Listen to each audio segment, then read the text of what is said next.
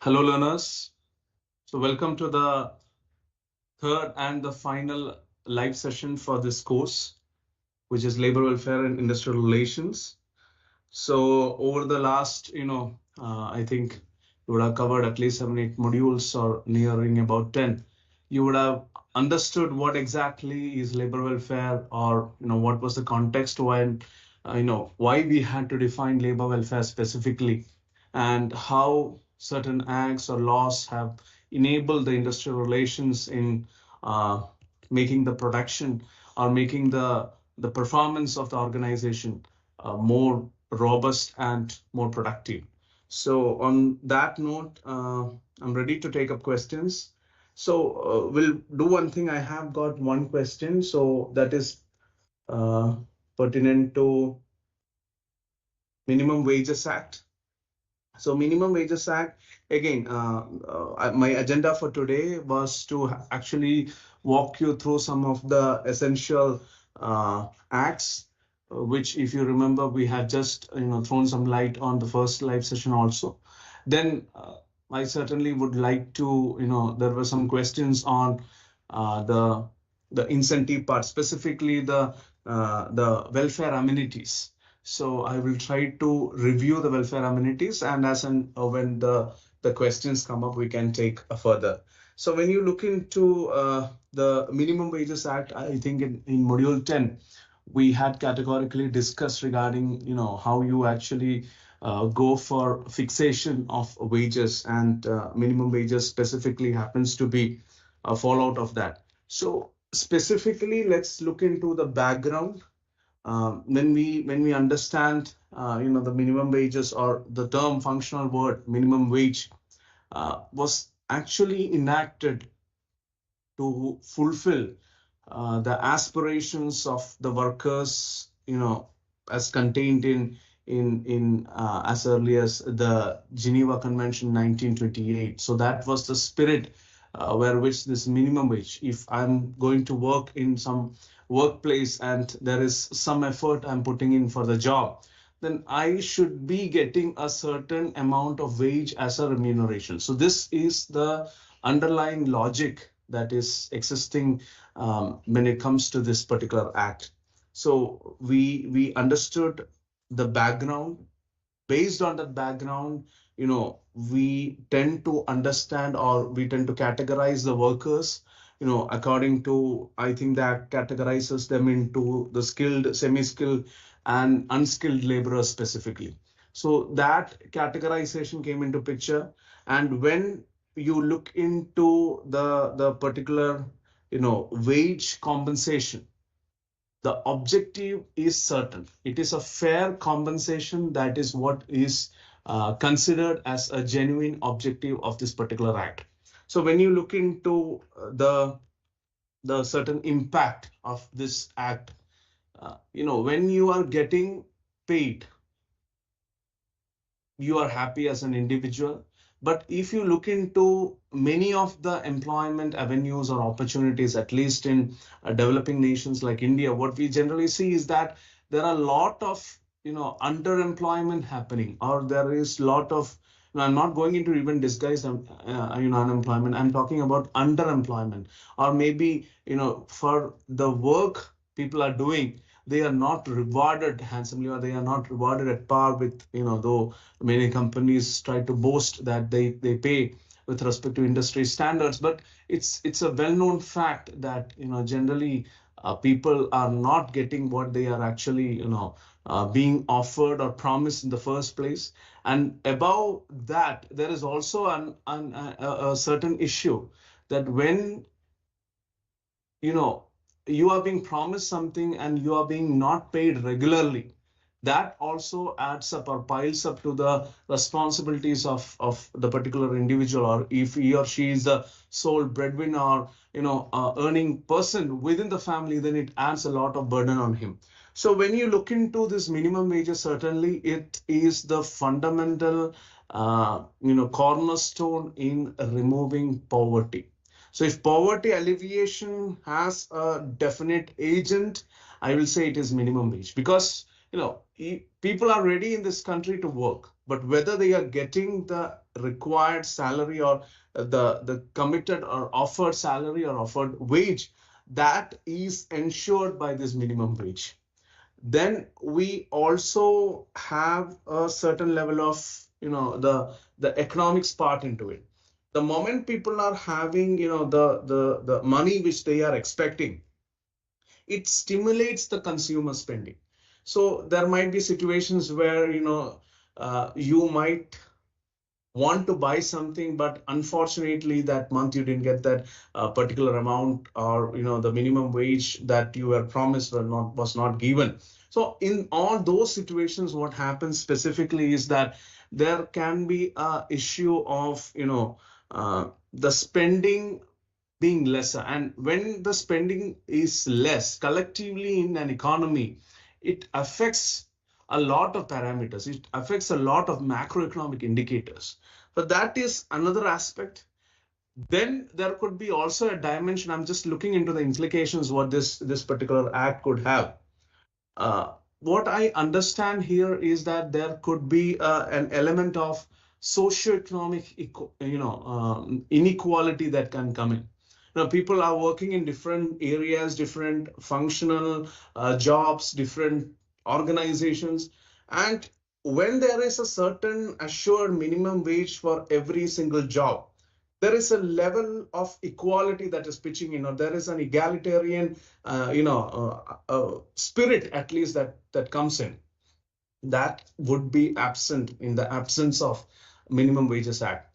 Now, we look into Minimum Wages Act. It is easy to say that you implement minimum wages and everybody will be getting the minimum wage, and your salaries or your all these problems which you are discussed, including consumer spending, including the problem of poverty, including any issues concerning the socioeconomic equality structure within the society. All these aspects might be taken care of, but it is easier said than done, because when you look into the implementation part, mainly the concern is in informal sector. And if you look into the laws and acts, not only this, any particular laws for that matter, informal sector integration is vital. Now, how effectively can you do it as an economy, as a nation? That actually designs, or that actually defines the whole success of an act like Minimum Wages Act. Another aspect could be if you look into economic competitiveness. Let's say these are the things which we have at least touched upon in the class, but I'm trying to elaborate it here. If you are looking into a particular organization, they are trying deliberately to cut down the cost by not giving the sufficient salary or sufficient wage in the first place. Now that indirect subsidization, that essentially does not look good for the company, but it certainly creates a windfall profit for the organization. So it essentially tries to mimic this particular way of activity to boost the economic competitiveness within the market. And there are many organizations. Unfortunately, there are many organizations which resort to this particular tactics, which I'm not here to actually term it as good, bad, or something, but more than that, this actually infringes the fundamental right of an individual. Also, when we look into the Minimum Wage Act, we have understood that there are issues of compliance.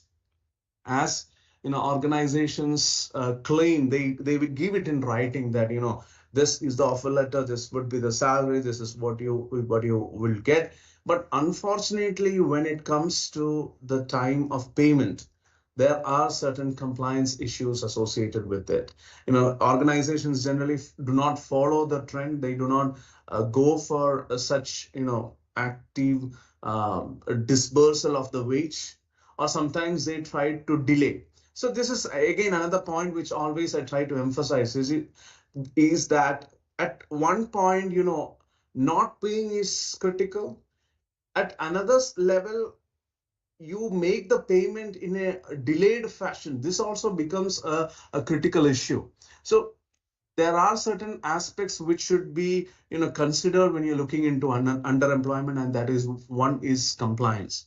Another significant factor could be the awareness. Generally, people are not aware about the particular nature of the job that they are in. They are not aware of what they are doing and what might be the relative industry standard wage for that particular job. Or in other words, let me put it like this. Let's say he or she might not be even aware about the fact that, okay, the authorities have made this as a skilled job or as a semi-skilled job or categorized into like that. But they are under the impression that, whatever the organization is stating, that's what it is. And this is the only salary that they are going to get. So many a time, what we understand is that what is supposedly being communicated to the employee might not be always right. And this is the awareness issue which I was talking about. Now, these are some of the aspects. I hope that clarifies the particular question about the Minimum Wages Act. Now, another significant question that came to me was to, look into some of the legislations pertaining to industrial relations. Can you just revise that? That was one of the questions. Another aspect was to review, or another question, was to review the welfare amenities. So I've just prepared a note for that. I'll try to share that. When you look into the welfare amenities specifically, let's take that first. We see there are a lot of, particular welfare schemes that have come up, and that is essentially, I think, what the participant had asked me. So first one would be the Pradhan Mantri Kisan Samman Nidhi Yojana, which we have covered, which was launched in 2019 and is one of the flagship government programs. So what happens under this PM Kisan Yojana, that is the Pradhan Mantri Kisan Samman Nidhi Yojana? This scheme, the eligible farmers actually receive rupees 6,000 per year, as disbursed in 3 equal installments of rupees 2,000 directly. I repeat, directly to their bank accounts. So this is sort of a direct benefit transfer type scheme. Then you have the soil health card scheme. If you look into the soil health card scheme, again, it's a very pivotal governmental scheme that came up in 2015. So this particular scheme actually, endeavors to evaluate the nutrient status of agriculture soil. So what happens is, with this personalized recommendations coming to the farmers, they are more empowered now to take informed decisions. Like, they know their soil well. So there is a soil health card scheme which actually tells them that, you are a farmer, you ought to know your soil, and this is what the condition of your soil is. So this gives a certain boost to what you are as a farmer. Then there is the Pradhan Mantri Fasal Bima Yojana, PMFBY. It was again launched in 2016. The objective of this particular Pradhan Mantri Fasal Bima Yojana, PMFBY, is to provide actually crop insurance coverage to farmers, in case of some yield losses, like that can come up as a result of factors like, natural calamities, or, crop failures, or let's say, any other such problems that can come, crop diseases, etc. So all these aspects are generally, covered under the Fasal Bima Yojana, Pradhan Mantri Fasal Bima Yojana. Then you have the ENAM, what we call as the National Agriculture Market. National Agriculture Market, again, was launched in 2016, is certainly a transformative initiative aimed at, establishing a unified national economic trading platform for all the agricultural commodities. So basically what happens is that it is set up with a primary goal to integrate agriculture markets across the country enabling farmers to sell their produce online. So this opens up different channels of communication altogether. These are different channels of selling or possible dispersal or possible market to the entire farmers sitting in their convenience. They can actually go ahead and do the trading. Then you have the Pradhan Mantri Krishi Sinchai Yojana, PMKSY, which aims to enhance the water use efficiency and certainly extend the irrigation coverage of the particular land or the scope that is beyond given to the farmer. Then you have the PKVY, Paramparagat Krishi Vikas Yojana. Again, another important scheme launched in the 2015. It's a government agriculture scheme which is typically aimed to promote organic farming practices. So this is something which has also gained momentum over the last few years. You see a lot of e-choppers or a lot of shops that vendors that are coming up for organic selling. So mainly this gives a boost to all those vendors actually. Paramparagat Krishi Vikas Yojana, PKVY. Then you have the most discussed National Food Security Mission launched in 2007. The National Food Security Mission undoubtedly stands as a pivotal government endeavor. It aims at bolstering the production of rice, wheat, pulses, and thereby actually bringing in the essential food security that the country actually needs. So these are some of the essential schemes. So a couple of people had asked about can you run through the review of these schemes specifically. So when we actually review these schemes, we have to also understand that there are certain challenges. So generally, my aim is to make you aware not only about the factual aspects, because that can be given by any textbook also. But when you actually look into a course like labor welfare and industrial relations, you have to typically understand why there is an existence of a scheme, or why there is a scheme, what was the rationale behind that particular scheme, or how the scheme actually came into picture, what was the evolution. That's the first and the foremost thing. Second would be, who is the beneficiary of this particular scheme, whom you are targeting, what is your target audience, what is the benefit this set of people are getting. And the third most important thing is it effective? If not, why? What are the typical reasons why a particular scheme is not effective? So those are the way every single law or act should be actually studied. So that will give you a comprehensive understanding. So I have one of the person who actually told that give us some tips to study this particular course. So that is essentially the particular tip I would want to give, because when you are looking into just facts and figures, it is nothing but mugging up the finer details of the laws, and you think that the course is done. No, please understand that these three components which I mentioned, like what was the need or the rationale behind such an act, who is the beneficiary, and let's say if it is not getting benefited, why, what's the reason for the failure. All these aspects comprehensively define a particular act. So on that note, we'll see that some of the critical aspects that actually come up as a challenge to the successful execution of all these missions which I've stated till the National Food Security Mission. So when you're looking into those aspects or those critical points where which emerge as challenges, the first and the foremost one will be targeting and specifically inclusivity. Most of these schemes generally are targeted to the needy people, but many a time, unfortunately, it lacks in inclusivity. Many people are not coming, the people who are supposedly or should be coming under the scheme are not getting the opportunity to be benefiting or to be benefited under the scheme. So this is one of the first and the foremost aspect when we look into the problems or the challenges faced by these particular schemes. Then there are certain implementation bottlenecks.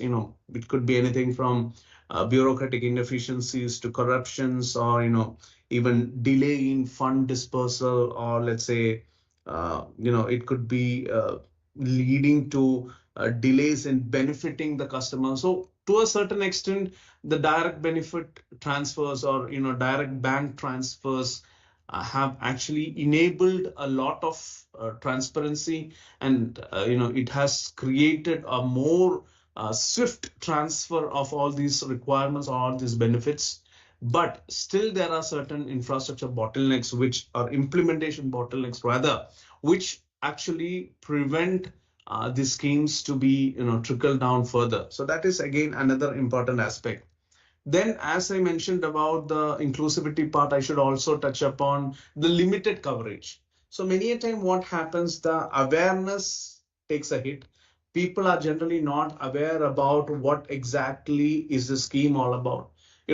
Many of them are not fortunate to have the right, technology, so that they can go for awareness programs, or, classes, or seminars related to this. So many a time what happens, the awareness is less, there is limited coverage that's happening, and many farmers, especially the talented farmers, sharecroppers, or women farmers, they are all unable to come under the scheme.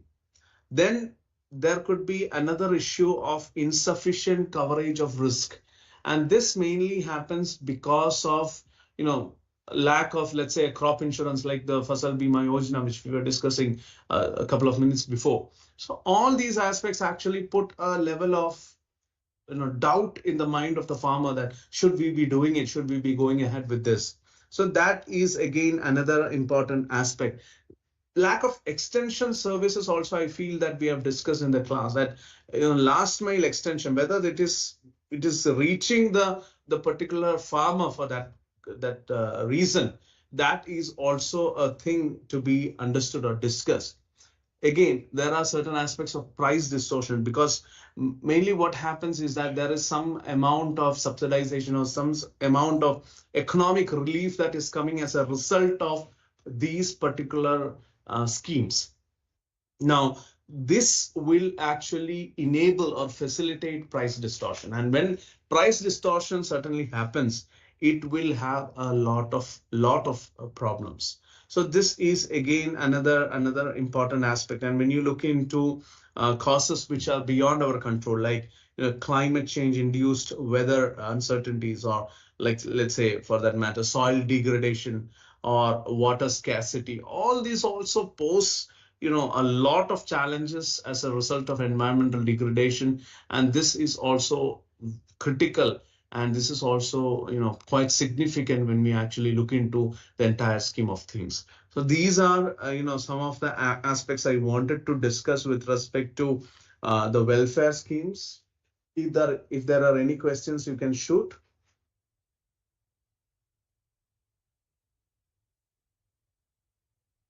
So we had discussed this in detail in the particular classes with respect to the welfare amenities. But when you are looking into the couple of points, like the lack of awareness and access, as I mentioned, that there could be a technological gap, there could be information gap, there could be also geographical barriers. Sometimes what happens that there are certain areas which are unfortunately termed as remote areas, and you do not have the right technology to reach people out there. So they are always in a disadvantageous position because of this, and unfortunately they are not exposed to this level of information. So this will also create a particular problem. And sometimes it is also understood that corruption and mismanagement is also there, like embezzlement or fraudulent activities. There might be cases of nepotism and favoritism that is also come out in news. There could be also issues of cultural and social barriers, like, let's say, sometimes in some parts of the country there is some stigmatization, or let's say some discrimination that is causing a cultural resistance. Should I actually go for this welfare scheme? How will my kin, how will my relative term it as or understand it? Like I'm short of money, or I'm not a good farmer, or why I'm taking external help. So does it tantamount to begging? Does it tantamount to taking help from somebody else? So all these concerns actually are a sort of stigmatization, and you feel discriminated because of this. So these are also some of the critical aspects which I wanted to elaborate when it comes to the efficient implementation of schemes like these welfare schemes. Any other questions? I would be happy to take it up.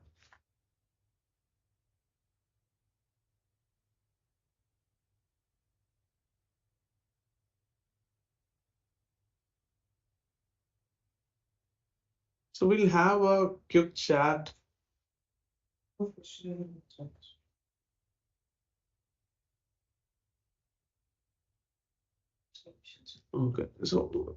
so we'll wait for some time. You can if you have some questions, you can write.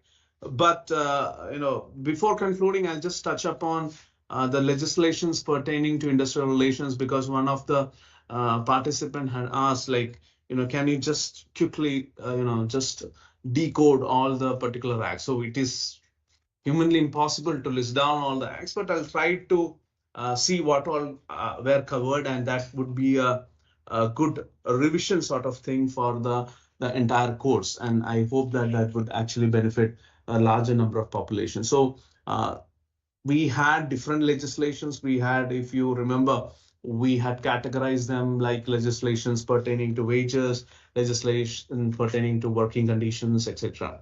So when we look into legislations pertaining to wages, we have the Payment of Wages Act 1936, which certainly ensures timely payment of wages to workers and regulates all the particular deductions that have to be made from the particular wage, and certainly it tries to prevent exploitation.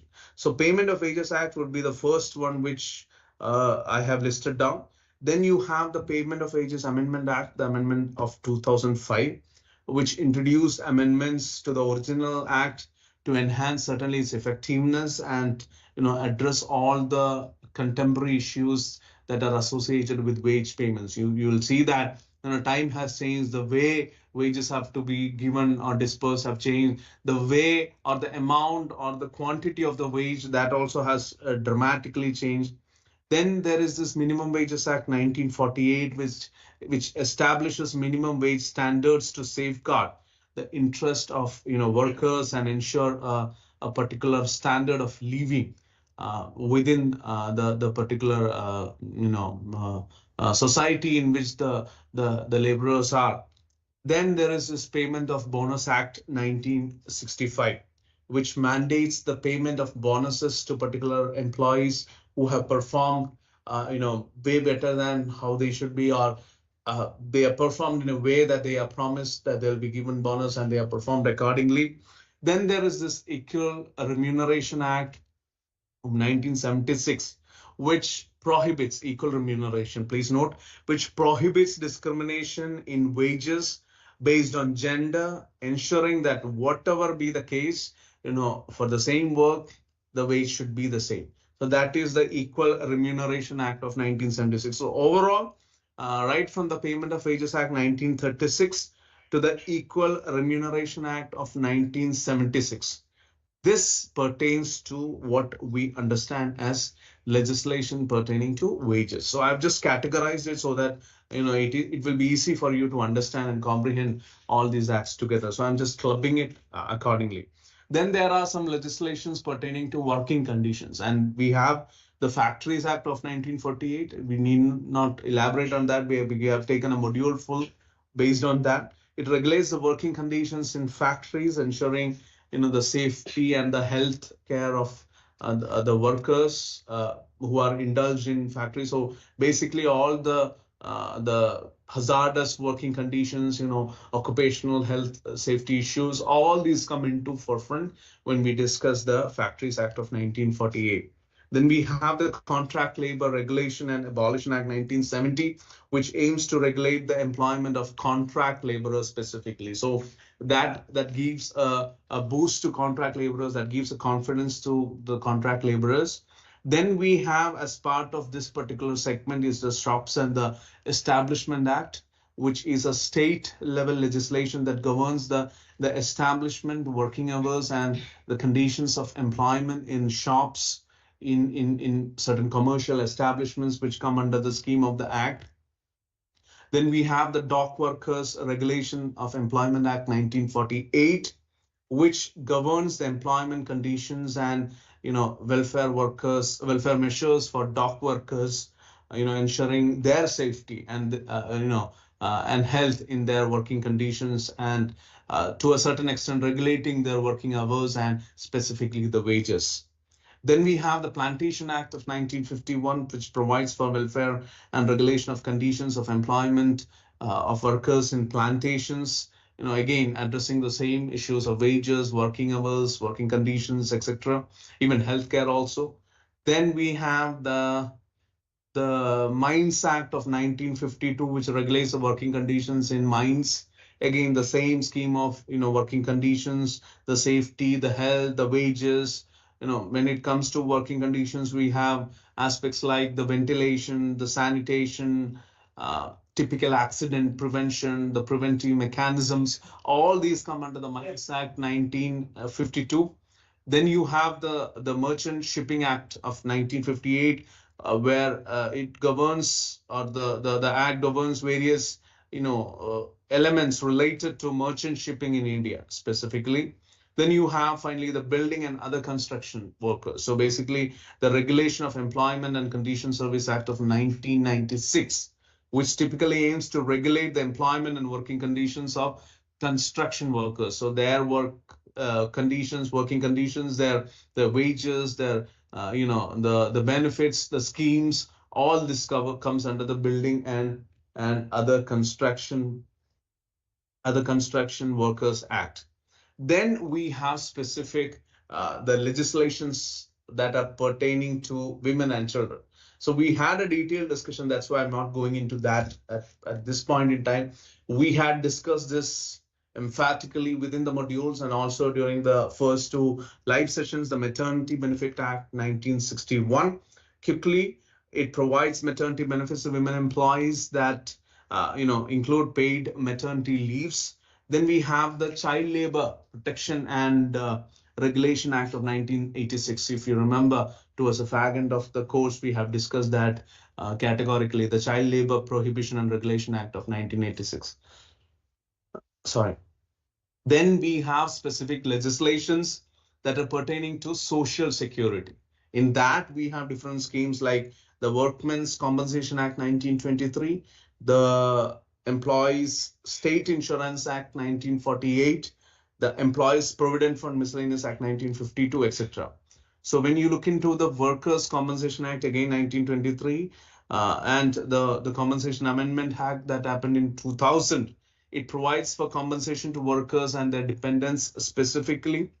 The Employees State Insurance Act 1948, again, one of the seminal acts that I would say that gives social security, establishes a social security system that certainly provides medical and cash benefits to people. Then you have the Employees Provident Fund account, which again talks in detail about the social security. So all those aspects relating to Provident Fund for employees in certain establishments, ensuring the retirement savings, how a person will survive after the hardships within the organization. So all these aspects are categorically discussed in the Employees Provident Fund and Miscellaneous Provisions Act of 1952. Then we have one of the most important act, the Payment of Gratuity Act 1972, which requires employers, I repeat, employers to pay gratuity to employees as a token of appreciation of their long and continuous service. So actually providing financial assistance upon retirement, resignation, or death. Then we have the pretty latest, the Unorganized Workers Social Security Act 2008, which aims to provide social security and welfare measures to unorganized sector workers. So basically, this is one of the challenging aspects, which was certainly challenging the Indian workforce, or the authorities till recently. The informal, unorganized workforce integration to the formalized workforce integration. So this has been a big challenge. And this act happens to be one of the small measures to tackle that big challenge. So basically, these are some of the acts, and why I categorize them like different legislations, like legislations pertaining to working conditions, legislations pertaining to women and children. So this will ensure that you.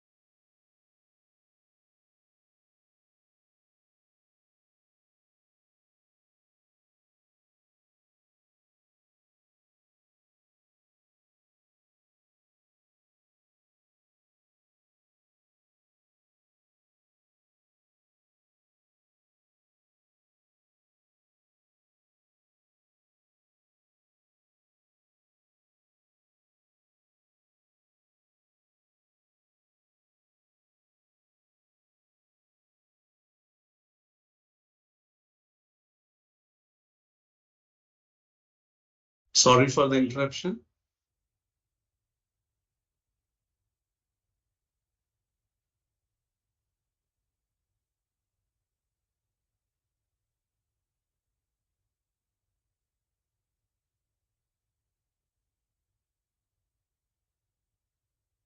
Sorry for the interruption. There was a technical glitch in between. So this was what I wanted to cover. And when you are looking into, there is a particular question from Rajesh. Good evening, sir. Can you explain the role of principal employer for compliance of these acts in case services? Okay, when services are contracted, please note that all the contractual law provisions will come into picture. So whatever is being guided by a principal agent mechanism, that will be contracted. So they are liable to provide the services, and in case of any default, they are actually supposed to hold it back to the principal. So this is what certainly the entire course is all about. Just before concluding, I would again like to re-emphasize on the point which I had to mention, or I had mentioned before also, this one, that when you are studying a course like industrial welfare and labor relations, what is specific about the course is that you need to know the background, you need to understand the course holistically. So it is not about just some random acts that you are studying and you are just focusing on the updates. Updates is something which I tried to cover, especially in the last two modules specifically. I hope that you'll also like a particular session which I've done in case of the case laws. So that will add more of practicality into the entire scheme of things what we have studied. When you are looking into the case laws, you will understand and appreciate one fact that which I tried to emphasize, I think in the previous session also, that most of the verdicts have given importance to the spirit of the law. So when you study the law, you have to understand the spirit of the law. And that's the point why I'm stressing so much, that rather than, by hearting, or rather than just going through the actual lines, we have to understand what is the rationale for that particular act that came into place? What was the reason that triggered such a start or initiation of such an act? So all these factors will ensure that you get to understand the spirit of the law. And if you follow, I think it will come after the 11th module, the last session after the 11th module about the case laws. You will see that almost all the cases, irrespective of whatever acts they are referring to, almost all the cases, even if it has gone to the Supreme Court, the court has emphatically looked into the spirit of the particular law. So this is something which is vital when you study such a course, such a course with a legal background. So this is something which I would like to emphasize. And secondly, if you go through the 11th module again, I've emphasized on the workers' participation. So people who are working, who are more of involved in the day-to-day activities, they can relate more with the course.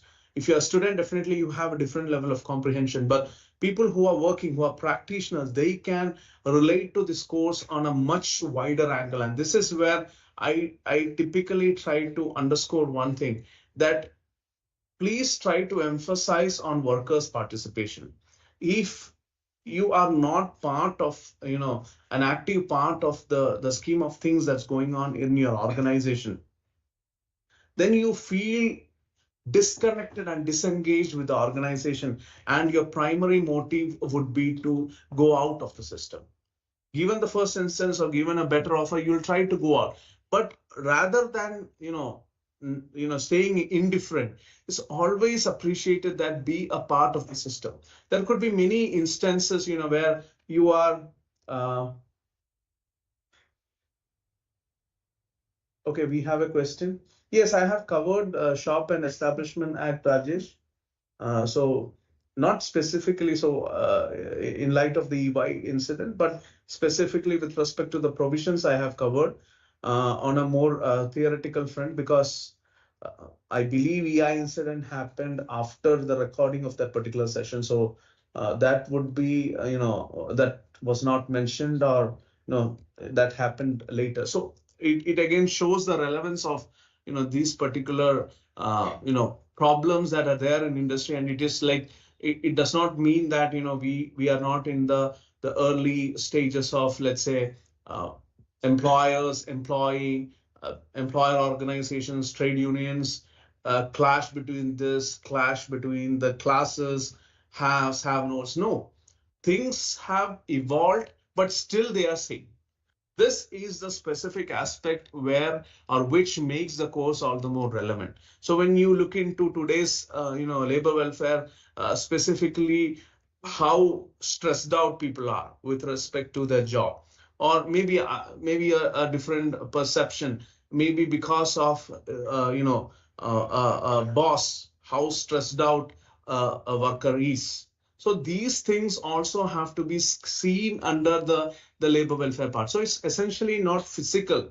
It is also the mental health that affects certainly. Let's say you are looking into a particular boss who in the heat of the moment gives out an order, and maybe there is no thorough rationale, or there is no thorough thought process that has gone, and it is certainly against let's say person A.